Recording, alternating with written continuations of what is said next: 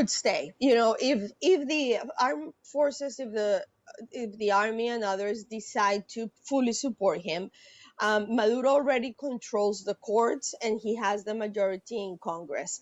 So he really has all of the elements to be able to stay. However, how he stays in power is another matter, right? One person is dead and dozens of protesters have been arrested in Venezuela after the announcement that Nicolas Maduro has secured another term as president. Maduro has been in power since 2013. He's accused of rigging the election to acquire 51% of the vote. And Renata Segura is the Latin America Program Director for Crisis and is on the line. Hello to you, Renata. Hello, thank you for having me. Thank you for coming. You're very, very welcome. Can you give us a sense, Renata, of how widespread, how deep is the feeling in Venezuela that this was a rigged election, that Nicolas Maduro's election was false? Yeah, it's extremely spread out, this feeling that the results that were shared by the electoral authorities do not correspond with the vote that took place on Sunday. I think primarily we're seeing protests inside Venezuela of those people who believe the election was rigged and are not intending to allow Maduro to start a new 6-year term. But also we're seeing most of Latin America, with the exception of 2 countries and quite a few governments worldwide, really rejecting the notion that Maduro can be take inauguration without previously showing proof that he did win by the large margin that he states he won. Yes, and the evidence that this was a rigged election is pretty strong, isn't it? The observers, the independent observers who watched what went on with this election, they have a very widespread view that the process was distorted and twisted by Maduro, and there's working for Maduro. And now we're seeing the protests in which security forces and police and others are keeping a lid on this, and with the aid of violence. I mean, how serious is the disorder? How bad do you think it can get? Well, so far we have seen the armed forces on the streets trying to repress the protests, but fortunately they have not fired into the people that are on the streets. There are these paramilitary groups in Venezuela called collectives. They are paramilitary groups that have been funded and supported by the administration, by the Maduro administration.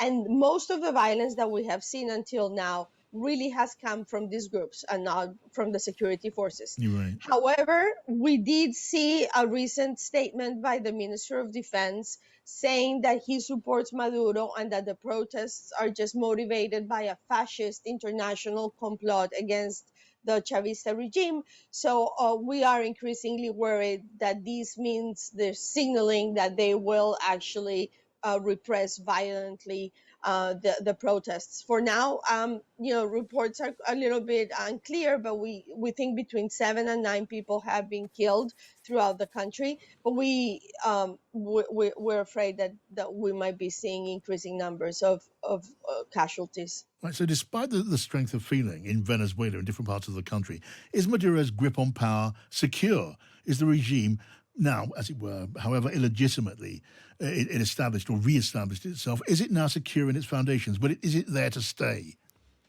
I mean, it could stay. If the armed forces, if the army and others decide to fully support him, Maduro already controls the courts and he has the majority in Congress. So he really has all of the elements to be able to stay. However, how he stays in power is another matter, right? The only option that I see at this point for him to be able to continue is to really close the civic space, start doing high levels of detention of the opposition and oppression of civil society forces, restricting the media. So kind of taking the path that Nicaragua has taken. And that is not an easy path for anybody to choose because it really limits the way in which you engage with the world. It has economic implications. So he could stay in power, but let's say not in the way that Chavistas would have to stay in government. Right. I mean, look, he's had support from the likes of Vladimir Putin and from the leader of China, not so from neighboring states' leaders. I mean, how much pressure does that really amount to? Well, there is quite a bit of pressure coming from Latin America and the neighbors at this moment. But rather than it becoming sort of the external pressure that we saw in the past that was trying to remove Maduro from power by force, what is happening right now is that there are negotiations happening behind closed doors, very sensitive talks to try and find an exit strategy.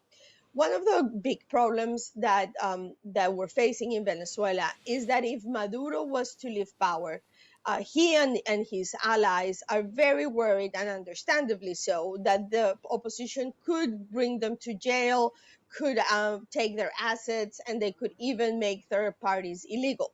So the only possible way for to encourage them to actually concede defeat and do a transfer of power is to create an exit strategy that gives them some guarantees of a political life after the presidency. So I think that that's what's happening right now. Colombia, Brazil, and others are engaging in very delicate conversations, the US as well, to try and find terms that are both acceptable for the opposition, but that will give enough guarantees to Maduro and others to actually leave government. Okay, so still very much a developing story. Renata Segura, thank you.